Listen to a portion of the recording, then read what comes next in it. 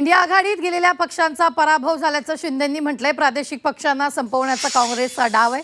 पराभव होईल या भीतीने उद्धव ठाकरे बैठकीला आले नाहीत असं सुद्धा शिंदेंनी म्हटलेलं आहे.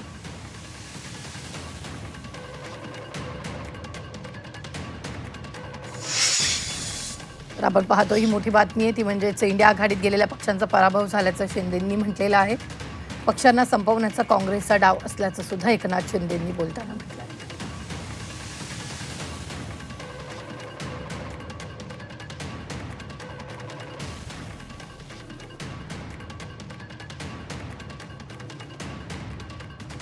इंडिया इंडिया इंडिया पण ते इंडिया आघाडीमध्ये गेल्यानंतर